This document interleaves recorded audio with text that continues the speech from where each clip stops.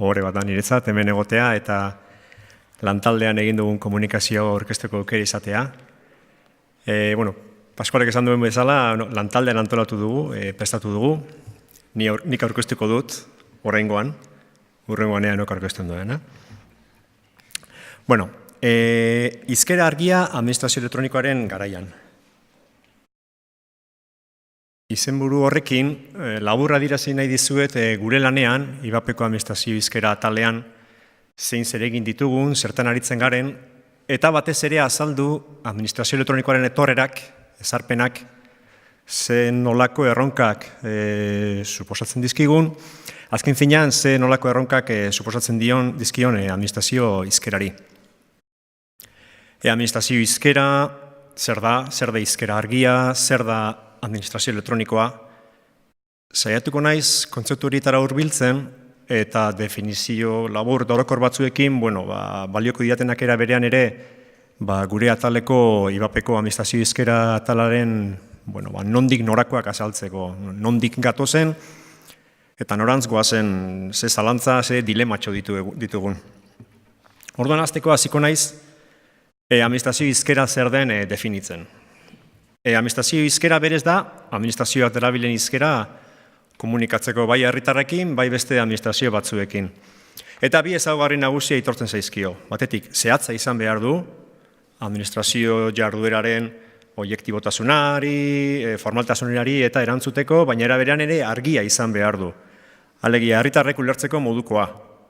Azken finean, herritarrek eskubidea dute, administrazio jardueraren berri izateko.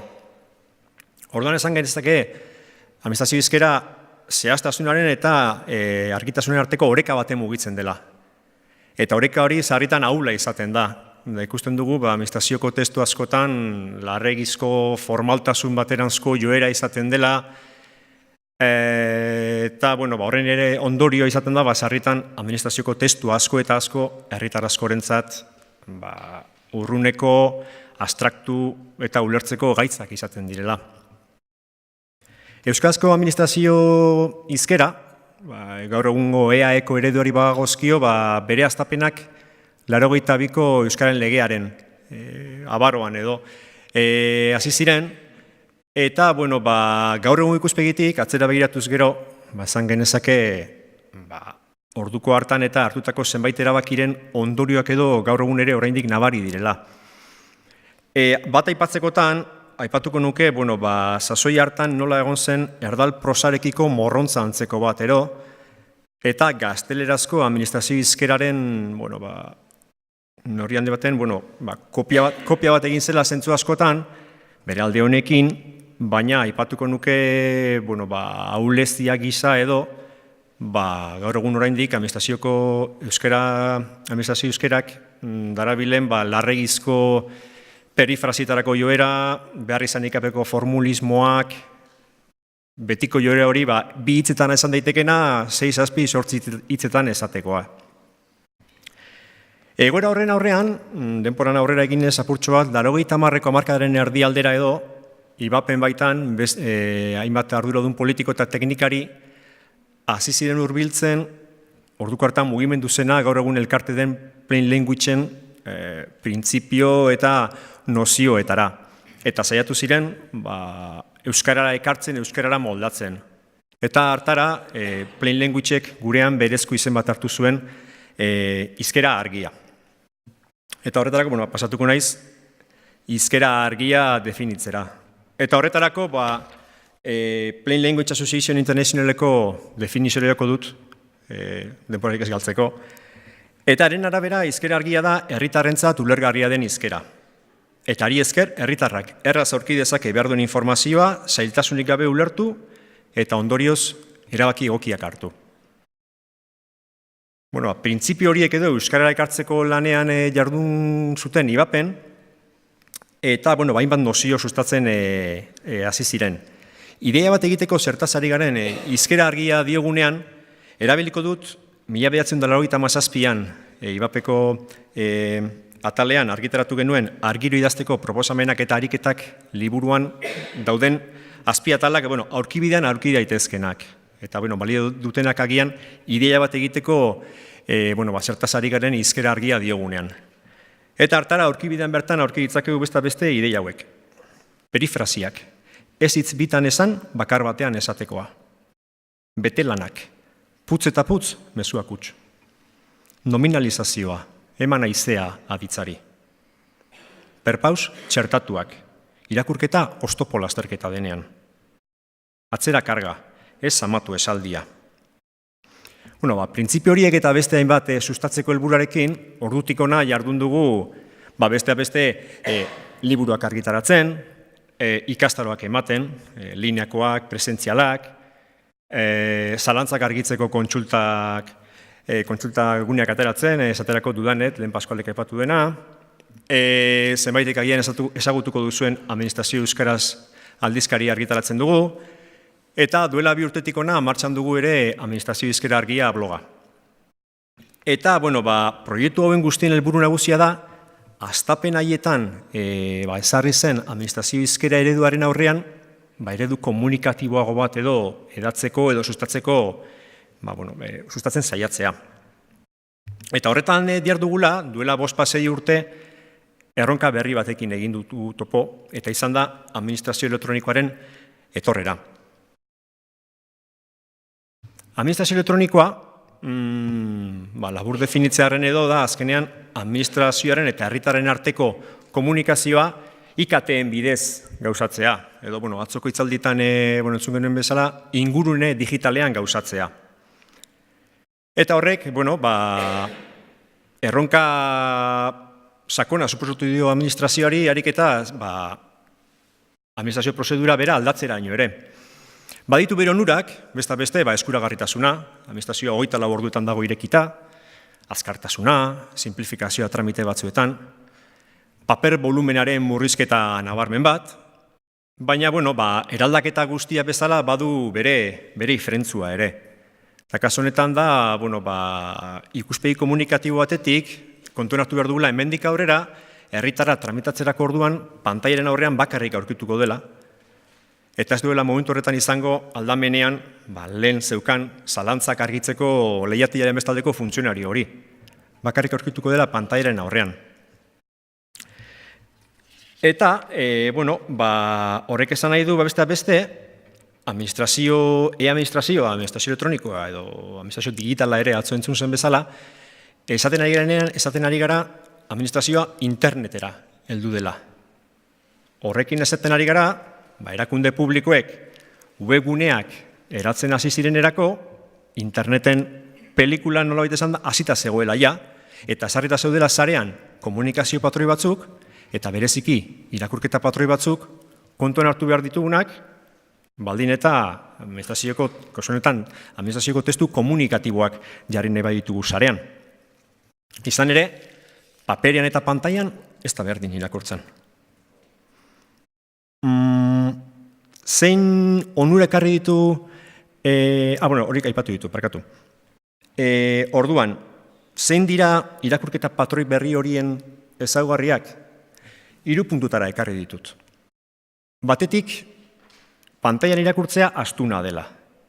4 orriko dekretu bat, administraziokoa paperean irakurtzea astuna bada, pantailan irakurtzea are motelagoa eta astunagoa da. Internet ez da irakurketa patxadatxu baterako gunea. Bigarren ezaugarriz aipatuko nuke irakurleak aktiboak direla sarean. Bilaketa termino batzu sartuta 100 orriren aurrean aurkitzen dira interneten.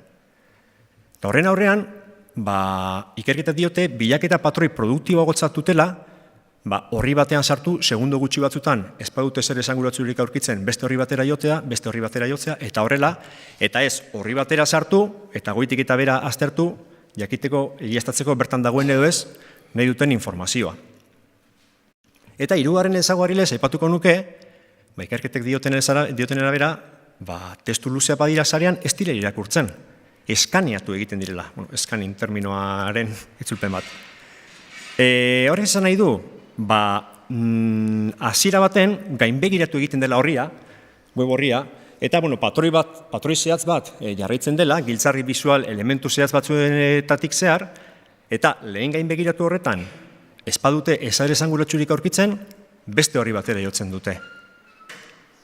Laburbilduko egunek azkenean, pantailarako testuen irakurketa patroi hau esanez, irakurlek ez dutela egonarririk, ez dute pazientzierik, sarean daudenean. Ikerketa, iturri anglosaxoikoak dira ikerketak diote, 20 segundoko tarte bat dagoela, gutxi gora berakoa, eta 20 segundu horietan ez baute zer esanguratsurik aurkitzen web horri batean, beste batera jotzen dutela. Gure iritziz, kontuan hartzeko irizpidea da, zeren, hemendik aurrera, administrazio elektronikoan, orain arteko testu elebidunen eredua desagertu egingo da. Eta herritarra berei aukeratuko dute gazteleraz edo euskeraz tramitatu. Eta batetik besterako jauziak, klik bakarreko izango da.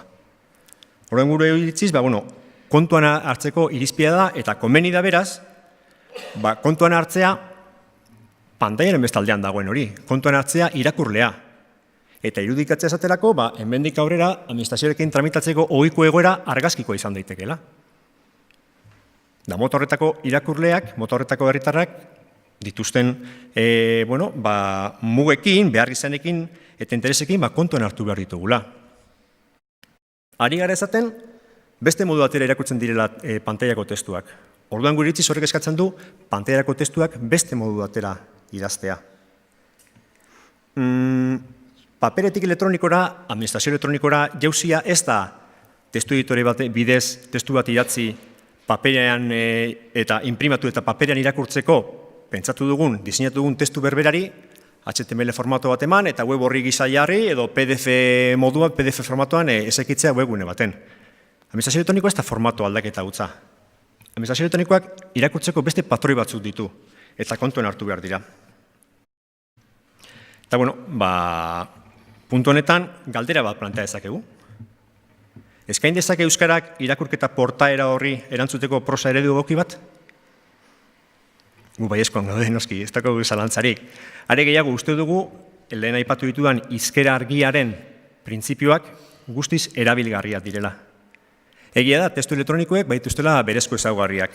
Eta kontuan hartzekoa dira, beste, hipertestuaren potentziala, ortotipografiaren garrantzia, zerrenden eraginkortasuna, lehen parrafoaren pisua, taktiko titulen funtzionalitatea, eta beste zenbait, hemen ez ditugunak aipatuko ez da foro egokia.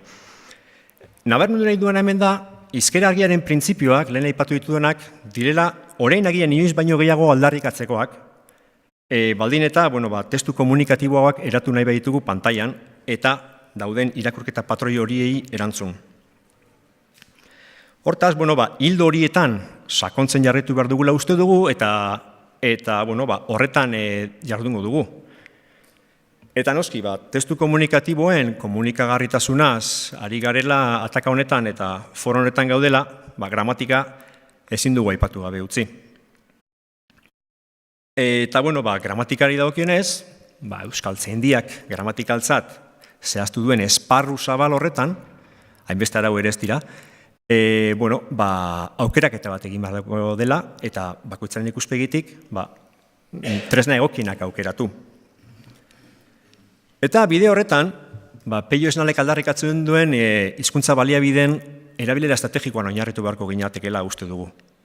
Alegia, testu bat idazten dugunean pantailarako, euskaltzaindiaren arauak betetzea zarago jo beharko genukeela, eta, ikuspegi komunikatibo bat aplikatuz, hobetxi, zenbait gramatika elementu, beste batzuen aldean, ereduzko testuak planteatzen ditugunean.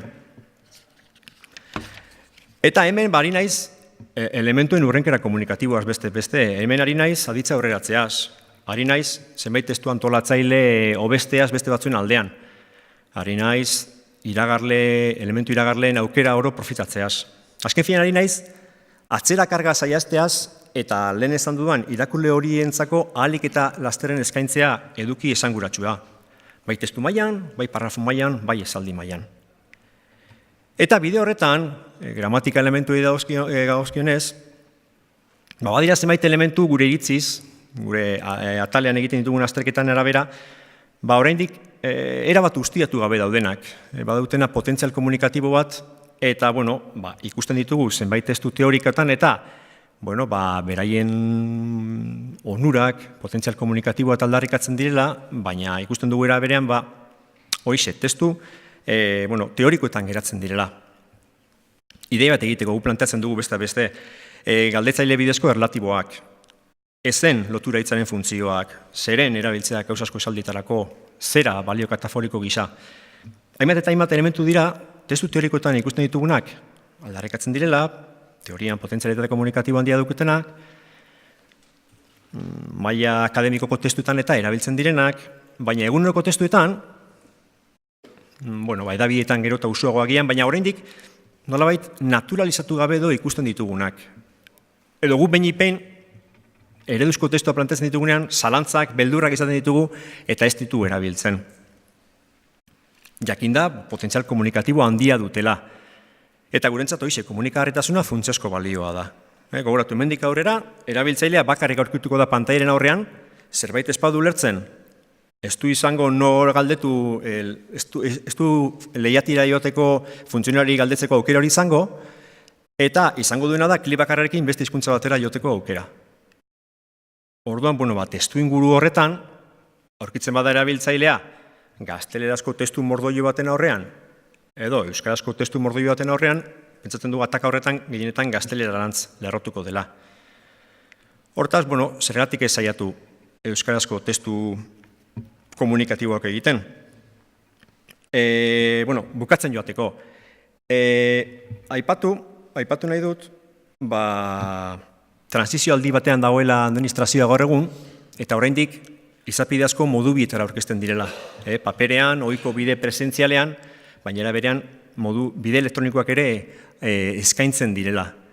Baina egia da halaber, gerota gehiagotan, etorkizuna legeak eta ikusita zer dioten, eta aplikazio epeak eta ikusita, eta gaur egun jada, pertsona juridikoei dagokienez, neurri handi tramite askotan soilik bide elektronikoa eskaintzen da.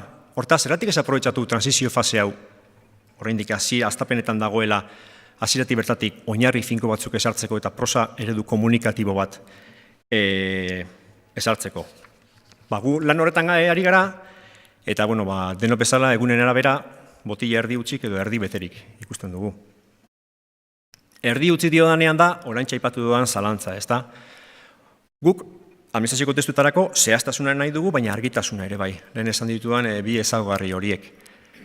Eta ataka horretan, gaiagatik berez arrotza edo neurri batean ez ezaguna urrunekoa zaion testu batean, ez dakit, esaterako galdetzaile bidez eratorritako erratiboak, ezen lotura hitza jarri ezkero, jakinda potentzial komunikatibo handia dukatela, elementuak iragartzeko, elementuak aurreratzeko, aukera nabarmenak eskaintzen dituztela, baina eraberan arrotzat direla, zer lotuko dugu? Testu komunikatiboagoat, edo oraindik arrotzagoa dan testu bat herritarrentzat. Guk zalantza hori izaten dugu eta horregatik batzutan hortxe geratzen gara. Baina eraberan ikusten dugu ere, botila erdi beteta ikusten dugun egunetan, aukera izan daitekeela, eta administrazioko testuak izan daitezkeela egun egokia prosa eredu bat finkatzeko bidean zenbait egitura gure iritziz komunikagarrioagoak edo sustatzen hasteko eta hedatzen hasteko. Izan ere, gaur egun Euskal Herritarrengana etxeetara heltzen diren euskarazko testuetatik, postontzi fisikoetatik zein virtualetatik heltzen diren euskarazko testuetatik, zenbat dute jatorria administrazioan. Gure iritziz kopuru esanguratsua. Eta hortaz, aukera hori profitatu daiteke, elementu prosa eredu komunikagarria bat eratzen ari garen honetan, hori egiteaz gain, zenbait egitura komunikatiboen erabilera sustatzeko. Gu prest gaude horretan hasteko. Eta beste barik, amaitzeko esangurako nuke, administrazio elektronikoen asko transizio gara honetan prosa eredu komunikagarriagoa eratzeko lanean jarrituko dugula, bide hori sarritan neketsua eta lehorra dela eta zentzu horretan, edozein iturritatik etorraitekeen ura oso gustura hartuko dugula. Beste barik, eskerrik asko.